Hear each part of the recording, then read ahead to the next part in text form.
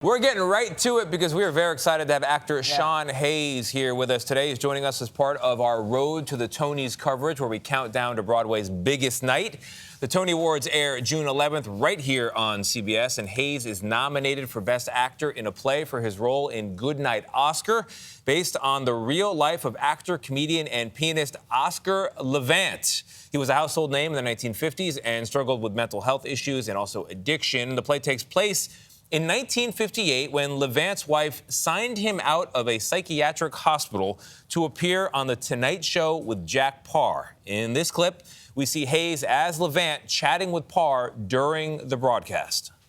So bring us up to date, Oscar. What have you been doing with yourself lately? Well, my behavior has been impeccable.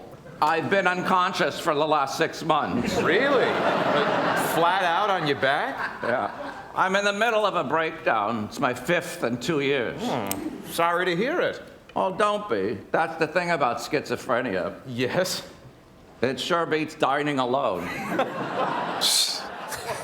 Sean Hayes joins us now. Sean, thank you so much for being here. Thank you for having me. Might I start out by saying, nothing says morning show like a bowl of succulents. There you go. Yeah.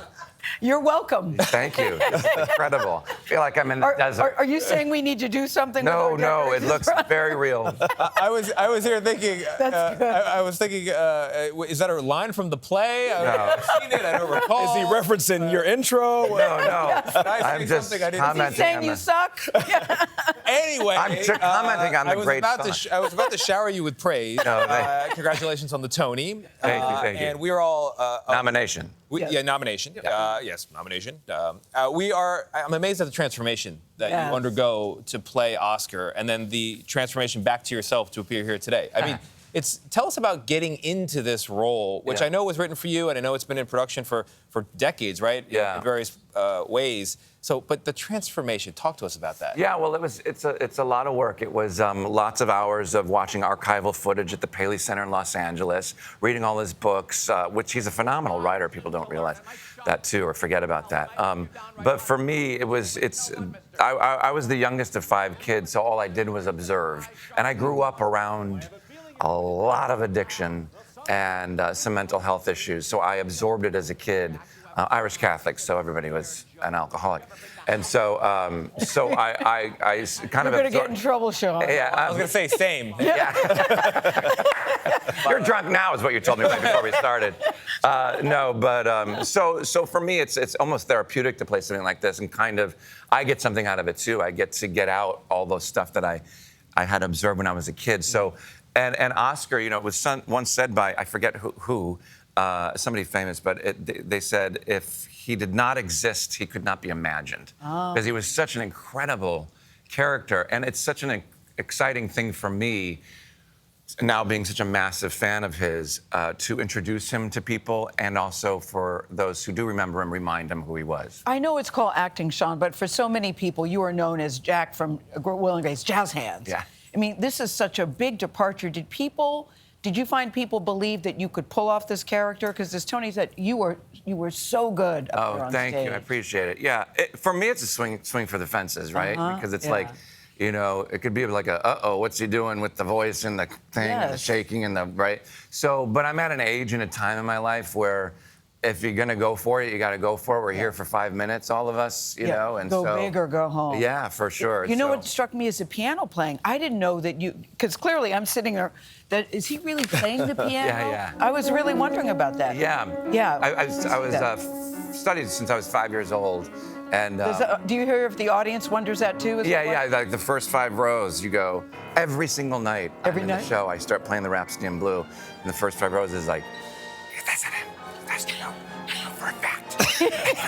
you can hear that? Look at his hands. Yeah, I can hear it. Look at his By hands. the way, everybody who comes to any Broadway show, Yes. we can hear you. And see you. And see you. It's so funny that people think they're like there's a wall. It's like, no, that's why they call it the 4th wall. Yeah, so they doubt it, but you're classically trained. Yeah. Yeah. Yeah, I studied for 15, 20 years. yeah. Actually, Nate, we have a video of you icing your hands after Yeah. Oh. some of these performances because this Yeah. is grueling stuff. Yeah, so Before and after, right? yeah, before and after. I ice before my hands. What does that do for you, the icing? It reduces the inflammation, Mm-hmm. and because I don't think you're supposed to play the Rhapsody in Blue 7 times a week There for you go. 5 months. Yeah. So Wow. it takes a toll on my forearms and my hands, and so even doing this, because Gershwin, for the music nerds out there, he had such big hands, so he'd write in tenths. Octaves are just one. You know what an octave is. Yeah. So stretch it 2 more notes, and you're using your whole. So I'm constantly like this the whole time. So that's This character is very layered, as he was in real life. And it addresses so many things, mental health, addiction, who he was. How does playing this role help you address your own mental health? Yeah, well, I mean, I kind of touched on that with Gayle. By the way, since the pandemic, it seems like everybody struggles with anxiety and depression. So I certainly fell victim to that as well as always having anxiety. I have massive anxiety. So I understand that part of Oscar. So incorporating his shaking and his twitches as he got older, which was a reaction to the abuse of medication, prescription pills. He used to make one joke saying, "I take prescription pills for the side effects," is one of his one-liners. Yeah. He had a billion of them. Yeah. But I relate to that. I relate to anxiety, and this definitely, the second I walk out on stage, I get to incorporate my own anxiety into the part. Yeah. Are you going to go to the Tony Awards? I mean, there's a big strike going on.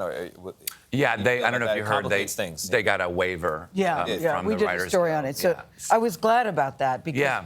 this is huge for the Tony business because for many Yeah. people, this is how they get to see the play. Yeah, and so much of Broadway relies on the Tony Awards to advertise to America what's going on over here. Yeah. So I think it's dare I say a little different, not entirely, but a little different because the core business of Broadway and a lot of New York City. Yeah. The economy of New York City depends on this. So it's kind enough of the WGA to give the waiver, I think, and That everybody said, will you're show up. supporting the writers because you know what that means too. Absolutely supporting And the Sean, when Tony said congratulations on the Tony, he was speaking it into existence. Yeah, well, it's all rigged. It's all rigged. You know, I know people. rigged. No, I'm just kidding. We do wish you luck. It's a great performance. It's a great play. If you like Broadway, you're going to love this. If you like old school TV, you're also going to find a lot here. And if you like Sean Hayes. And if you like Sean Hayes, You're yes. gonna Although he love doesn't look like himself, he's transformed. Sean, thank you very much for being here. Appreciate it. Thank you for having me. Appreciate Good Night, Oscar, currently playing at the Belasco Theater on Broadway. And be sure to watch the 76th Annual Tony Awards, June 11th at 8 p.m. Eastern, right here on CBS and streaming on Paramount+.